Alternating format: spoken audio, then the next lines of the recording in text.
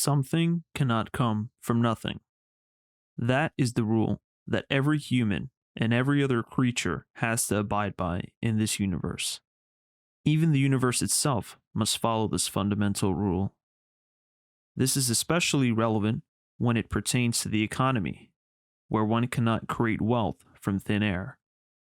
Over the course of human history, we have seen people try to circumvent this rule, creating something from nothing. In the initial stages, people with power have forced others to work for them to create goods and offer services. This was, by definition, slavery, where one cannot create wealth without working for it himself. This coercion has resulted in the death of millions, not to mention their agonizing lives. The effect was mediocre. The goods produced were of low quality, and rebellions were rampant. You ultimately had to work at some level to simply control your slaves and servants, which defeated the entire purpose of having others create something from nothing. The more educated the populace became, the more daring of a task this became, and so leaders began to abandon it for something else.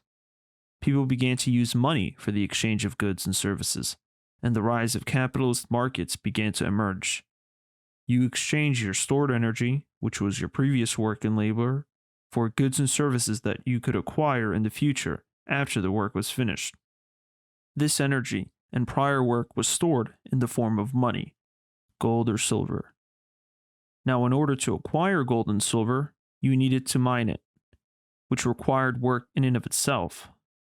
Many people, over the course of history, tried to recreate gold and silver in labs, which had the perception of less work.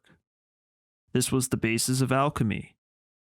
However, anyone who attempted it failed miserably. Here, empires began to emerge. Wealth was created honestly, and that was through hard work and savings. Due to the adaptations of the market, many have become to use more efficient ways of exchanging these metals. People began to use paper receipts instead of the physical metals. This provided many with the added benefits. It was more environmentally friendly, required fewer resources and capital, and overall, it was a better way to transact. However, this posed a danger to the free people all around the world. Governments can intervene and control these transactions and force people to use their own paper receipts.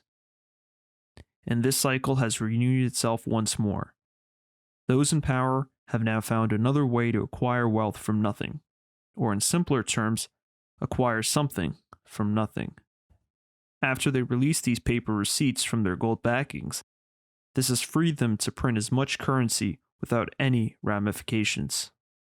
This has now unleashed a new form of wealth and market manipulations that till this day we are suffering the effects and consequences. This is as a result of man's attempt to break this one rule of the universe. You cannot create something from nothing. The rule will once again come back into fruition and prove itself present, but it will come at an expense. Many will suffer, just as how many have suffered in the past. The only way to prepare yourself is to get out of this system, which, as we see throughout history, is prone to failure. And we have to go back to God's way of acquiring wealth. And if you don't believe in God, look at it as nature's way of creating wealth. That is, through hard work and savings, and nothing else. But for those who are believers in God, remember this: God is the only entity that can create something from nothing. That is one of his great powers and virtues. Every man is attempting to replicate this exact power, and we have seen it over and over again. We are now seeing it being attempted today, where central banks enable government to expand at the expense of the ignorance of the people.